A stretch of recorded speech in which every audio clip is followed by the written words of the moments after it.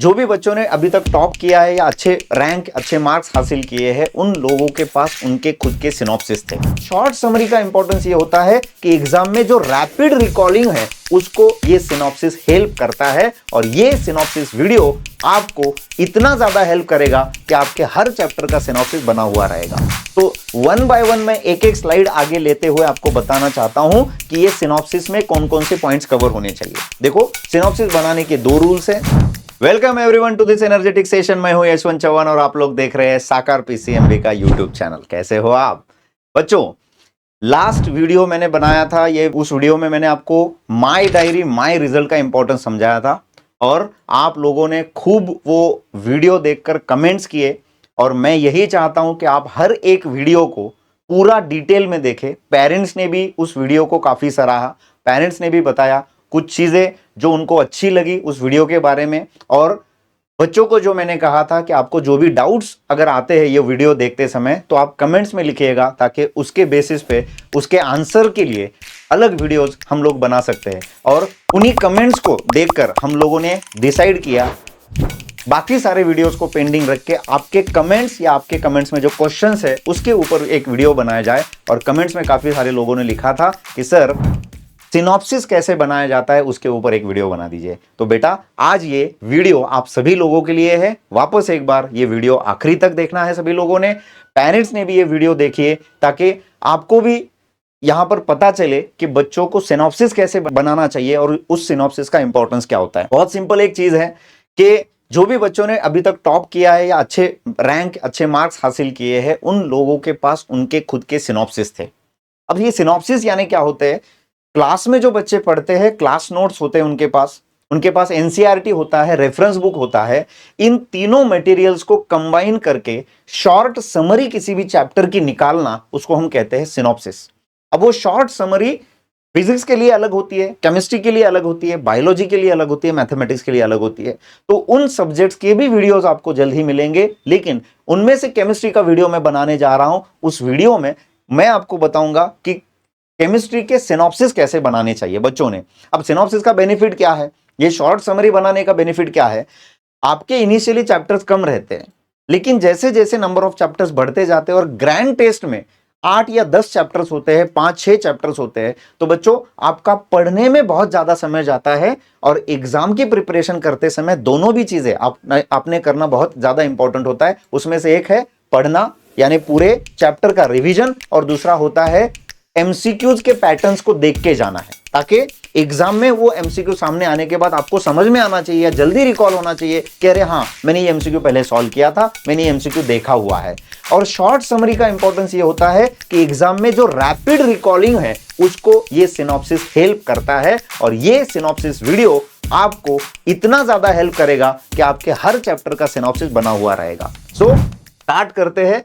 एक first chapter जो आप देखते हैं बीओसी का, बेसिक ऑर्गेनिक केमिस्ट्री, जो लेक्चर में भी हम लोग जो पढ़ाते हैं। तो ये लेक्चर का कंटेंट मैंने आपके सामने दिखाया है। लेक्चर के कंटेंट आपके नोटबुक्स में भी है, कुछ एक्स्ट्रा भी लाइंस आपने लिखे हुए होंगे और इसमें आपको एनसीईआरटी के भी कुछ एग्जांपल्स कुछ लाइंस ऐड करने होते हैं।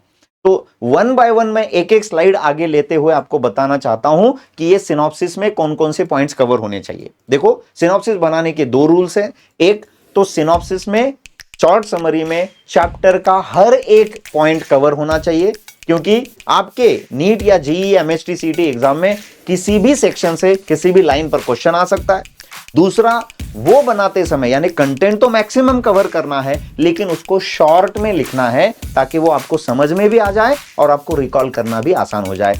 बहुत ज्यादा लेंदी उसको करना नहीं है। यानी कोई चैप्टर आपका 20, 30, 50 पेजेस का है जिनमें आपने नॉर्मल चैप्टर लिखा हुआ है, उस चैप्टर की समरी अगर आप बनाते हो तो ये 10 या 12 पेजेस में बनना चाहिए।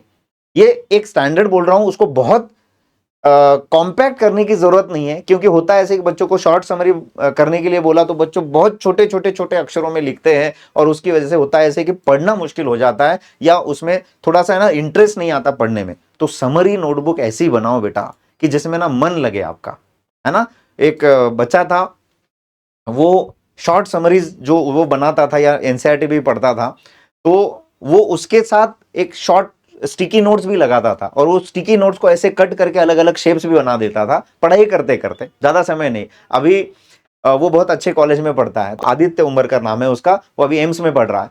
तो है ना, आप जो चीजें कर रहे हो ना वो इंटरेस्टिंग होनी चाहिए, और इंटरेस्टिंग जब होती है तो आपको पढ़ने का भी मन करता है और उसकी वजह से बोर भी नहीं होता। तो समरी बनाते समय एक तो इंपॉर्टेंट पॉइंट्स कवर करने हैं, ज्यादा लेंदी नहीं करना है।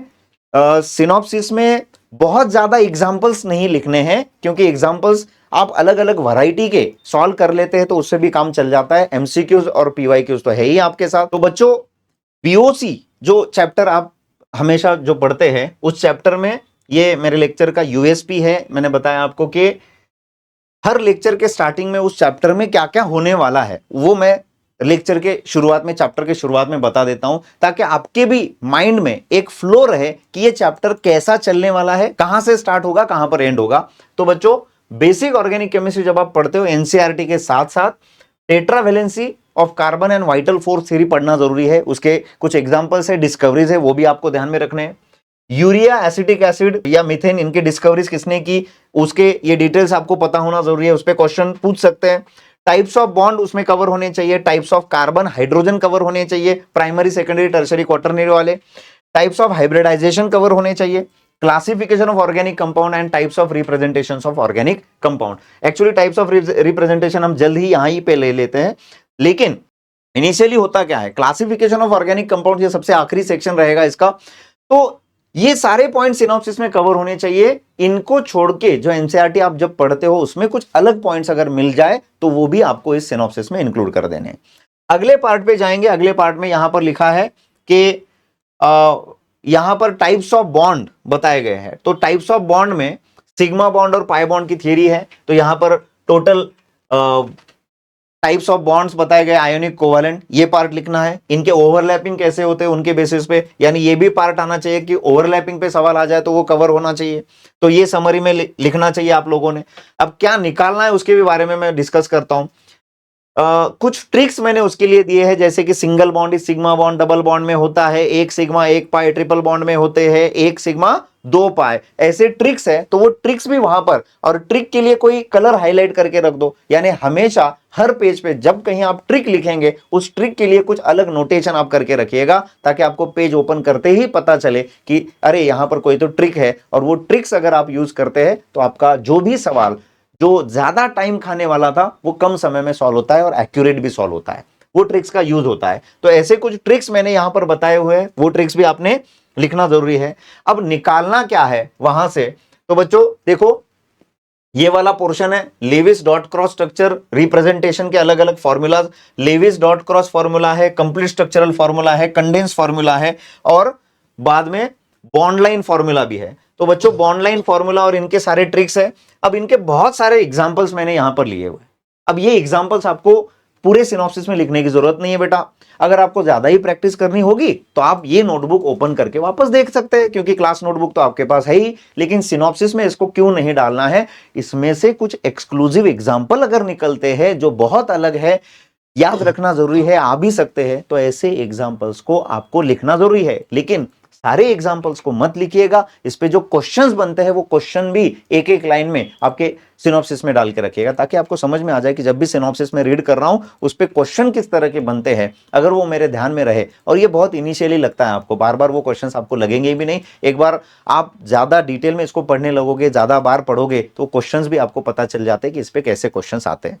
तो प्रैक्टिस एग्जाम्पल उसमें से निकाल देने हैं, राइट। आगे जाते हैं अगले पार्ट पे। उसमें यहां पर भी देखो, राइट द स्ट्रक्चरल फॉर्मूला, ये स्ट्रक्चरल फॉर्मूला लिखने के लिए दिया है, ये भी सेक्शन आपको निकाल देना है, ये भी सेक्शन निकाल देना है। इसमें प्रैक्टिस एग्जांपल ज्यादा लिखने की जरूरत नहीं है। ये भी कई सारे सिग्मा और पाई बॉन्ड के प्रैक्टिस एग्जांपल मैंने लिए हैं, क्योंकि जब भी कोई नए कॉन्सेप्ट हम लोग सीखते हैं तो क्लास में हम लोग इसकी काफी सारी प्रैक्टिस लेते हैं, काफी सारे एग्जाम्पल्स के थ्रू। लेकिन आपके सिनॉप्सिस में इनका होना जरूरी नहीं है, इनमें से कुछ एक्सक्लूसिव है तो वो आप कर लीजिएगा। उसके बाद मैंने आपको प्राइमरी सेकेंडरी टर्शरी पढ़ाया था। अब प्राइमरी सेकेंडरी टर्शरी में कार्बन के टाइप्स है और हाइड्रोजन के भी टाइप्स है। तो देखो प्राइमरी उसका शॉर्ट डेफिनेशन एक एग्जांपल, सेकेंडरी उसका शॉर्ट डेफिनेशन एक एग्जांपल, टर्शरी का एग्जांपल, क्वार्टरनरी का एग्जांपल। बाकी पूरा जो स्टफ है जो प्रैक्टिस के लिए बताया जाता है क्लासरूम में, उसको निकाल दिया तो भी चलता है बेटा। हाँ, इतना ही पार्ट रखेंगे हम लोग। ताकि समझना आसान हो जाए। फिर उसके बाद हाइड्रोजन्स के बारे में या हाइब्रिडाइजेशन का एक टेबल है। ये टेबल तो बहुत ही ज्यादा इंपॉर्टेंट है, मैं बोलता हूं आपको, ऐसे टेबल्स आपके नोटबुक में होना बहुत ज्यादा जरूरी है। एक टेबल में सारी इंफॉर्मेशन गैदर हो जाती है, सारी इंफॉर्मेशन हम लोग कलेक्ट करते हैं। बस एक टेबल भी पढ़ लिया आपने ये, तो इसके बाद आपको कोई हाइब्रिडाइजेशन के लिए पढ़ने की जरूरत नहीं है। तो एक टेबल आपको हाइब्रिडाइजेशन के बारे में बताएगा। सिखाते समय, टीचिंग करते समय कुछ एक्स्ट्रा पॉइंट्स आपको दिए जाते हैं, जैसे कि मैंने यहां पर लिखे हुए हैं। टू डबल बॉन्ड्स जब होते हैं, more than one double bond, तो वो एडजेसेंट है तो कॉन्जुगेटेड, उसके बाद क्यूमुलेटेड और उसके बाद आइसोलेटेड। ऐसे कुछ एग्जांपल्स मैंने दिए हैं जो आपको एग्जाम के लिए बहुत ही ज्यादा हेल्पफुल होते हैं। तो एक टेबल आ गया। उस टेबल के बाद जो हाइब्रिडाइजेशन मैंने बताया, वो हाइब्रिडाइजेशन एक्चुअली बनता कैसे है उसके बारे में कुछ डिटेल्ड इंफॉर्मेशन मैंने आपको दी है। अब ये इंफॉर्मेशन केमिकल बॉन्डिंग चैप्टर होने के बाद आपको तो समझ में आती ही है, लेकिन पाई बॉन्ड कौन बनाते हैं, सिग्मा बॉन्ड कौन बनाते हैं और उनके शेप्स कैसे बनते हैं, उसके लिए ये इनिशियली लिखना जरूरी है। उसके बाद इसकी भी आपको जरूरत नहीं पड़ेगी, ये समझने के लिए होता है, तो सिनॉप्सिस में ये लिखना जरूरी नहीं है। उसके बाद हम आगे जाते हैं अगले पार्ट पे। यहां पर मैंने आपको देखो हाइब्रिडाइजेशन का जो टेबल है उसके ऊपर क्या क्या सवाल आते हैं वो भी लिख के दिया था। How many unhybrid orbitals are present in the given molecule, given compound, what is the type of hybrid carbons present in the given compound, how many types of hybrid carbons present, what is the hybridization of the asterisk mark carbon, what is the bond angle around asterisk mark carbon, ऐसे questions उस पे आते हैं। Sequence of hybridization from left to right, right to left, ऐसे examples मिले हैं। Types of hybrid carbons कितने हैं, सिर्फ sp3 वाले हाइब्रिड कार्बन कितने हैं, सिर्फ sp2 कितने हैं। यानी हाइब्रिडाइजेशन का एक टेबल आपने कर लिया ना, तो उसके ऊपर कितने भी सवाल पूछने दो, कितने भी ट्रिक्स यूज करने दो, आपका आंसर कभी गलत नहीं होगा। सिग्मा बॉन्ड पाई बॉन्ड में रेशो पूछा जाता है, तो बस उतने रेशो के एक दो एग्जांपल्स वहां पे डाल के रखिएगा, वो आप बहुत आसानी से कर सकते हैं। और एक दो एग्जांपल्स ऐड कर दीजिएगा, बस सारे एग्जांपल लिखने की जरूरत नहीं है। अब यहां पर भी देखो मैंने टाइप्स ऑफ हाइब्रिड कार्बन के एग्जांपल्स बताए, अलग अलग एग्जांपल, अलग अलग कंपाउंड दिए हैं। अब ये आपके ऑलरेडी नोटबुक में है, तो ये सारे लिखने की जरूरत नहीं है, इतना भी पार्ट आपका कम हो गया, उसमें से ये भी पार्ट कम हो गया। इसके बाद जाते हैं क्लासिफिकेशन ऑफ ऑर्गेनिक कंपाउंड में। तो देखो कितनी शॉर्ट पेजेस में या कितने शॉर्ट समय में आप इसको कर सकते हैं। हाइब्रिडाइजेशन का ऑर्गेनिक कंपाउंड्स के क्लासिफिकेशन का एक टेबल है, तो इस टेबल का बस एक पेज पे एक चार्ट बना के रख दीजिएगा। मैं जब पढ़ाता हूं क्लास में ना, तो एक्स्ट्रा एग्जांपल के साथ पढ़ाता हूं, ताकि वो कॉन्सेप्ट बहुत डिटेल में आपका कवर हो जाए। उनमें से कुछ एग्जांपल्स को आप स्किप करना चाहते हो, क्योंकि जब आप बहुत इनिशियली ना स्टार्ट करते हो ना, तो ये एग्जांपल्स पढ़ाना जरूरी होता है। लेकिन बाद में जैसे आप नॉमेनक्लेचर में चले जाते हो, नॉमेनक्लेचर वगैरह पढ़ लेते हो, तो ये एग्जांपल आपके लिए ज्यादा मायने नहीं रखते, तो बहुत ज्यादा एग्जांपल का कलेक्शन लिखने की जरूरत भी नहीं है। कुछ एक्सक्लूसिव एग्जांपल जो बाकी कहीं पर भी नहीं आए हैं, वो सिर्फ आपके लेक्चर्स में दिए गए हैं, क्योंकि लेक्चर का कंटेंट मैं आपको हमेशा बोलता हूं कि एक लेक्चर का कंटेंट ना तो आपको किसी एक सिंगल बुक में मिलेगा, ना एनसीईआरटी में पूरा कंटेंट मिलेगा। लेक्चर का कंटेंट बहुत ज्यादा इंपॉर्टेंट होता है बेटा, क्योंकि मेरा एक एक्सपीरियंस है, बच्चों का भी एक्सपीरियंस है कि आपके जिस नोटबुक में आप लिखते हो, जो लेक्चर्स हम लोग करते हैं ना, उसके बाहर आपके एग्जाम्स को कुछ आता नहीं है। बहुत हेवी कंटेंट हम लोग देते हैं, और उसकी वजह से आपको दूसरे बुक्स ज्यादा रेफर करने की जरूरत नहीं होती, except practice books for MCQs. Okay, तो उसके बाद ये एग्जांपल्स को छोड़ के अगर हम आगे जाते हैं, तो हेट्रोसाइक्लिक का एक क्लासिफिकेशन, ये पूरा क्लासिफिकेशन आप एक टेबल में लिख दे, एक सिंगल पेज पे लिख दे, तो बहुत ज्यादा जरूरी होता है। और यहां पर एंड होता है हमारा बीओसी का सिनॉप्सिस। तो देखो बीओसी का सिनॉप्सिस कितने कम समय में हम लोग कर सकते हैं, राइट। तो जिन लोगों को, जो 11 के अगर बच्चे ये लेक्चर देख रहे हैं या ये वीडियो देख रहे हैं, तो आप लोगों को पता चल गया कि बीओसी का सिनॉप्सिस कैसे कैसे बनाना है। जो फर्स्ट स्लाइड पे मैं आपको बता देता हूं, फर्स्ट स्लाइड पे जो मैंने लिखा था, वो सारी चीजें एक एक पॉइंट उसमें से कवर अगर हो जाए, तो आपका सिनॉप्सिस यहीं पे रेडी हो गया, ऐसा समझ लेना है। इस पॉइंट के लिए शॉर्ट इंफॉर्मेशन, इस पॉइंट की शॉर्ट इंफॉर्मेशन, इस पॉइंट की शॉर्ट इंफॉर्मेशन, इस पॉइंट का, इस पॉइंट का और इस पॉइंट का कवरेज उसमें होना चाहिए, विथ एक्सक्लूसिव एग्जाम्पल। डेफिनेशन है तो पूरे थ्योरेटिकल डेफिनेशन मत लिखिएगा, अगर डेफिनेशन पे सवाल आते हैं तो उसको लिखना जरूरी है, लेकिन डेफिनेशन को बहुत लेंदी मत कीजिएगा। सिनॉप्सिस में लिखी हुई चीजों को बहुत ज्यादा लेंदी मत कीजिएगा, जितना जरूरी है जिस पे क्वेश्चंस आते हैं, क्वेश्चन एनालिसिस होने के बाद अगर सिनॉप्सिस बनाते हैं तो वो ज्यादा बेटर होता है। तो बीओसी का सिनॉप्सिस ऐसे बनाना चाहिए। इसके बाद जो रिपीटर बच्चे, 12th के बच्चे ये वीडियो देख रहे हैं, उनके लिए मैं अगले चैप्टर का सिनॉप्सिस उन लोगों को बताना चाहता हूं जीओसी के लिए। ठीक है, जो बच्चे 11th में है वो भी बच्चे क्या कर सकते हैं, 11th वाले बच्चे भी 12th में कभी ना कभी जाने वाले, उनको भी ये चैप्टर 12th में नहीं 11th में आगे होने वाला है। तो आप भी ये चैप्टर समझ लो, बड़ा चैप्टर है जीओसी वाला। तो एक बार इसके सारे पॉइंट्स को अगर आप देख लेते हो तो बहुत अच्छा है।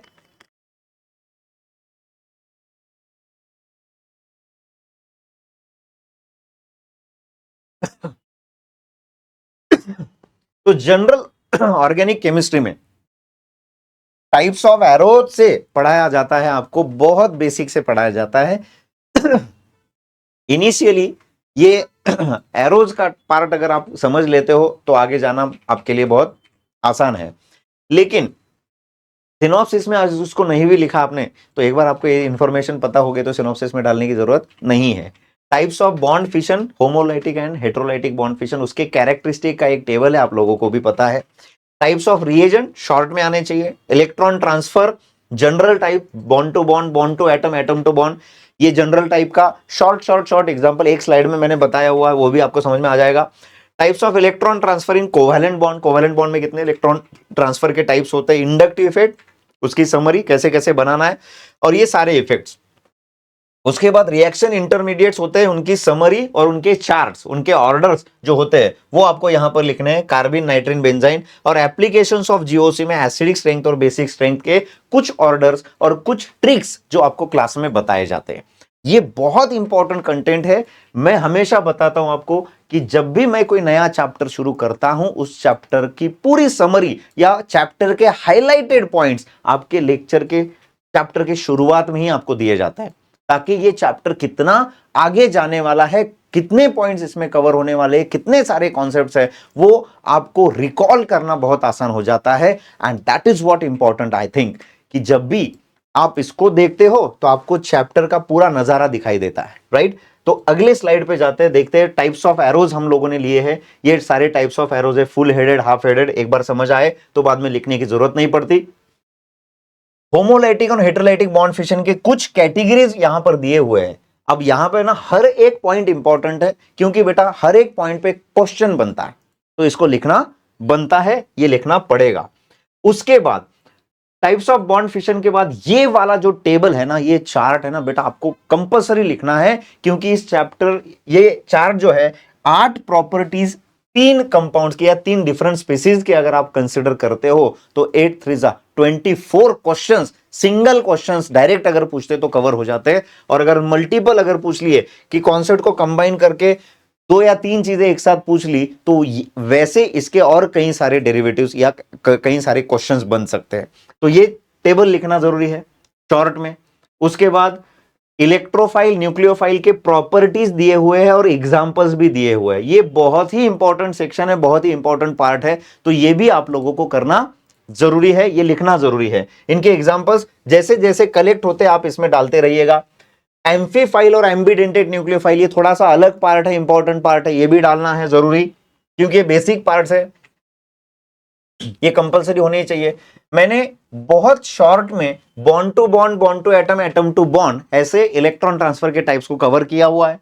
उसके बाद इसमें types of electron transfer in covalent bond में इंडक्टिव इफेक्ट के सारे प्रॉपर्टीज एक जगह पे हैं। ये सारे प्रॉपर्टीज पे एक एक क्वेश्चन बनता है। अगर कोई कंपाउंड दिया, 4 कंपाउंड दिए और इनमें से कोई प्रॉपर्टी देके पूछा कि कहां पर परमानेंट इफेक्ट प्रेजेंट है, कहां पर एक्सटर्नल रिएजेंट की रिक्वायरमेंट है या नहीं है, इन पे बड़े एमसीक्यूज बनते हैं। वो एमसीक्यूज आप इसकी लेवल पर सॉल्व कर सकते हैं। उसके बाद प्लस आई और माइनस आई इफेक्ट के ऑर्डर्स, वो तो आपको तो बेटा पता ही है, इसको तो काफी बार लर्न किया हम लोगों ने, लेकिन ये ऑर्डर आपके नोटबुक में सिनॉप्सिस में होना जरूरी है और ये आपको लिखने ही है। आगे जाते हैं, फिर इंडक्टिव इफेक्ट के एप्लीकेशंस। देखो क्या खूबसूरत स्लाइड है बेटा, ये अकेले एक स्लाइड में carbocation, carbanion, carbon free radical, acidic strength of hydrocarbon, alcohol, phenol, carboxylic acid और अमाइंस की बेसिक स्ट्रेंथ, ये सारी चीजों का इंडक्टिव के साथ क्या रिलेशन होता है। ब्यूटीफुल स्लाइड है, और ऐसी समरी अगर आप बनाते हो तो आपको मैं बोलता हूं ना 720 लेने से कोई नहीं रोकेगा, और 300 आउट ऑफ 300 लेने से कोई नहीं रोकेगा, राइट। यानी जेई और नीट की बात कर रहा हूं मैं, और सीईटी में 200 आउट ऑफ 200 लेंगे, क्योंकि ये सिनॉप्सिस में इतना दम है ना बेटा कि इसके आगे कुछ नहीं है, इसके आगे कुछ नहीं है। फिर उसके बाद इसके कुछ प्रैक्टिस एग्जांपल्स लिए हुए हैं। अब एक बार आप ये सॉल्व कर लेते हो ना, इसके एप्लीकेशन समझ जाना है, डीएनपी रूल क्या होता है, उसको कैसे यूज करते हैं। प्रैक्टिस एग्जांपल स्किप कर दो, बहुत सारे मत लिखो, एक हाथ दो, या जिनमें आपको ऐसा लगता है कि यार इसमें पोटेंशियल एग्जांपल है, लिखना चाहिए, तो ये लिख सकते हैं। उसके बाद आगे जाते हैं अगले पार्ट पे, stabilities of carbon free radical. ये देखो यहां पर कार्बन फ्री रेडिकल को इंडक्टिव इफेक्ट में कैसे एप्लीकेशन किए हैं, उसका एक स्लाइड है, उसके काफी सारे एग्जांपल्स लिए हुए। यहां पर कार्ब एनायन के इंडक्टिव इफेक्ट के रिलेटेड एग्जांपल्स है, लेकिन इनमें से कोई भी एग्जांपल आपको लिखने की जरूरत नहीं है, एक दो एग्जांपल लिखो, आगे चले जाओ। उसके बाद एसिडिक स्ट्रेंथ के इंडक्टिव के रिलेटेड देखो कैटेगरी वाइज है, हाइड्रोकार्बन, अल्कोहल, उसके बाद आगे जाएंगे तो फेनॉल, और इनके सारे एग्जांपल्स है। तो इनमें से कुछ आप चॉइस कर लो, आपको कौन से अच्छे लगते हैं वो एग्जांपल लिख लो, इनके एग्जांपल भी स्किप कर सकते हैं। उसके बाद हम फेनॉल्स में जाते हैं। बेसिक स्ट्रेन के लिए फेनॉल और कार्बोक्सिलिक एसिड में भी हम लेते हैं एसिडिक स्ट्रेन का ऑर्डर। बेसिक स्ट्रेन का इंडक्टिव के साथ क्या इफेक्ट होता है और उसके क्या एक्सेप्शन है, उसको याद रखने के क्या ट्रिक्स है, वो भी क्लास में बताए गए हैं, वो भी आप लिखते हैं तो ज्यादा बेटर होता है, क्योंकि इस स्लाइड में ना पूरी इंफॉर्मेशन है, इंफॉर्मेटिव पार्ट आपको वहां पर लिखना जरूरी है। उसके बाद बेसिक स्ट्रेंथ इन अमाइंस में देखो, ये एक ऑर्डर ऐसा है कि इस ऑर्डर में आप किसी भी कंपाउंड की बेसिक स्ट्रेंथ निकाल सकते हैं, ना केवल इंडक्टिव इफेक्ट की बेसिस पे।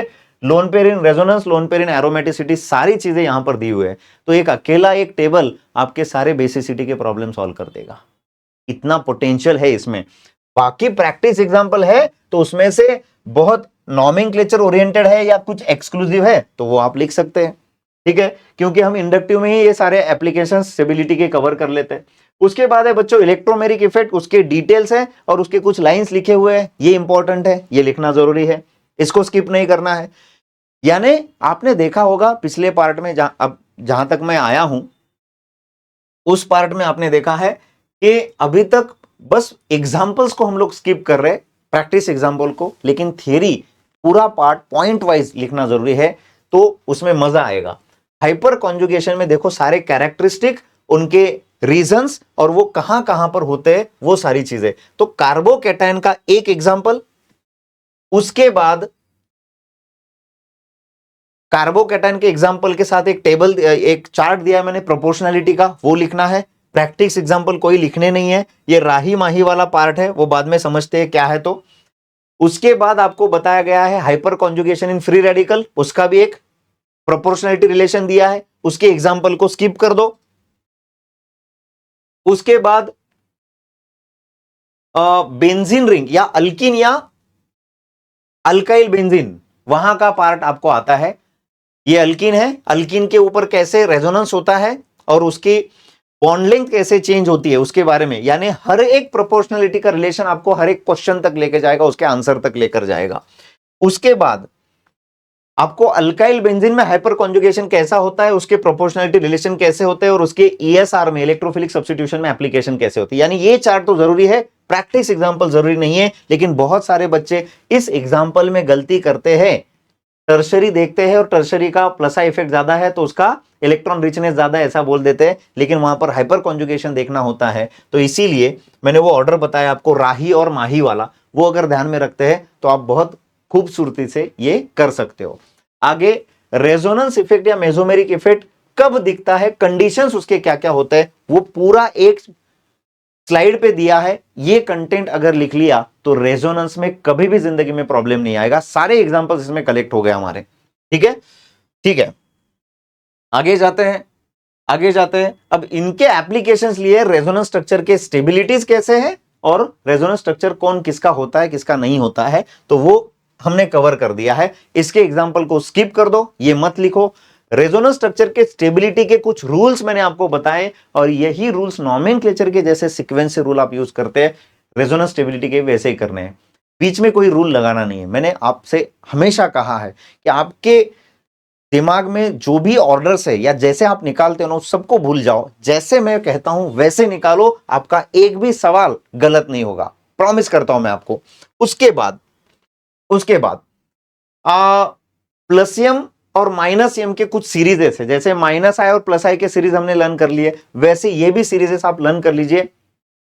कंटेंट को कम से कम कितना रख सकते हैं ना, उसके बेसिस पे कम से कम कंटेंट में अगर हम ज्यादा चीजें कवर करने की कोशिश करेंगे तो बहुत अच्छा होगा। तो इस वीडियो के एंड में और भी कुछ इंपॉर्टेंट चीजें मैं समझाने वाला हूं, बस छोटा सा वीडियो बाकी हमारा। तो आगे plus M minus M effect के बाद इनके इफेक्ट बेंजीन रिंग पे कैसे होते हैं, उनका डोनेटिंग नेचर कैसा होता है, एक्टिवेटिंग डीएक्टिवेटिंग क्या है, और उसको इलेक्ट्रोफिलिक न्यूक्लियोफिलिक सब्स्टिट्यूशन में क्या एप्लीकेशन है, वो एक पार्ट आता है। माइनस एम इफेक्ट का ही सेम वैसा ही चार्ट ये आना जरूरी है, इसको स्किप नहीं करना है बिल्कुल। उसके बाद आपको दिए गए हैं कुछ प्रैक्टिस एग्जांपल, एक्सेप्शन दिया है हेलोअरिन का, उसके कुछ एक्टिवेटिंग डीएक्टिवेटिंग नेचर दिए हैं, और फिर उनके कुछ एग्जांपल्स दिए। एग्जांपल को स्किप कर दो, नहीं लिखना है। उसके बाद आगे जाते हैं रेट ऑफ नाइट्रेशन, या ये भी कुछ एप्लीकेटिव एग्जांपल्स दिए हैं, अगर आपको अच्छे लगते हैं ये वाला एग्जांपल बहुत बढ़िया है, इसको लिख के रखिएगा। कुछ प्रैक्टिस एग्जांपल है उसको स्किप कर दिया तो भी चलेगा, लिखने की जरूरत नहीं है। आगे जाते हैं, आगे types of reaction intermediate, carbocation, carbon and carbon free radical, carbene, nitrene. देखो ये पूरी ऑर्डर है आपके सामने, ये ऑर्डर भी आप देख लेते हो तो उसके बाद कार्बोकैटायन स्टेबिलिटी का जिंदगी में कभी प्रॉब्लम नहीं आएगा आप लोगों को, राइट। तो सही चीजें सही ढंग से पढ़ते हो तो आपको कभी भी परेशानी नहीं होती, और आप जिस डायरेक्शन में जा रहे हो उस डायरेक्शन में आप 101% विन होते हो, जीतते हो। तो याद रखना है, डिक्रीजिंग स्टेबिलिटीज के बहुत सारे प्रैक्टिस एग्जांपल मैं क्लास में लेता हूं, अगर आपको इसमें से कुछ एक्सक्लूसिव लगे, बहुत अच्छे लगे तो उसको लिखना है, बाकी सबको स्किप करना है, लिखने की जरूरत नहीं है सिनॉप्सिस के अंदर। आगे फ्री रेडिकल का एक ऑर्डर दिया है, देखो पूरा के पूरा, उसके बाद प्रैक्टिस एग्जांपल दिए, चाहे आप इसको स्किप कर लो बिकॉज ये सारे आपको मॉड्यूल में या वर्कशीट में मिल जाएंगे ये सारे एग्जांपल, उसको क्यों लिखते हो आप, है ना। सिनॉप्सिस का लेंथ बढ़ाना नहीं है, बस ये स्टेबिलिटी ऑर्डर लिखो। उसके बाद कार्ब एनायन की और कार्बन फेरेडिकल कैटायन की स्टेबिलिटी लिखने के लिए एरोमेटिसिटी का कॉन्सेप्ट मैं बीच में लेता हूं, वो भी वहीं पे डाल के रखो, वो ज्यादा इंपॉर्टेंट है आप सभी के लिए। कौन सा कंपाउंड एरोमेटिक है कौन सा नहीं है वो समझने के लिए, ये काफी सारे एग्जांपल प्रैक्टिस के लिए मैं देता हूं, इनको भी स्किप किया तो चलेगा, कोई प्रॉब्लम नहीं है। और आगे जाते हैं स्टेबिलिटी ऑफ कार्ब एनायन में, ये कार्ब एनायन की स्टेबिलिटी ऑर्डर है, यहां पर डोनेटिंग विड्रॉइंग नेचर के साथ स्टेबिलिटी कैसे रन होती है, और यहां प्रैक्टिस एग्जांपल दिए, सारे प्रैक्टिस एग्जांपल को स्किप करो, लेकिन कुछ एक्सक्लूसिव लिख के रखो कि कहां पर ब्रिज हेड कार्बन पे बनता है कहां पर नहीं बनता है, ये सारे नोट लिखना जरूरी है, ये नोट बहुत इंपॉर्टेंट होते हैं बच्चों। फिर ये सारे के सारे प्रैक्टिस एग्जांपल है, बस इनको स्किप किया तो भी चलता है, एक बार इनको सॉल्व कर लिया बाद में वापस करने की जरूरत नहीं है। कार्बिन के कुछ डिटेल्स है, इंट्रोडक्टरी और कुछ डिटेल इंफॉर्मेशन है, वो पूरी लिखना है आप लोगों को। उसके बाद नाइट्रीन, उसकी भी इंफॉर्मेशन दी है, इंफॉर्मेशन लिखना जरूरी है, इसमें से कोई भी सवाल आ सकता है, थ्योरेटिकल सवाल, एप्लीकेटिव सवाल।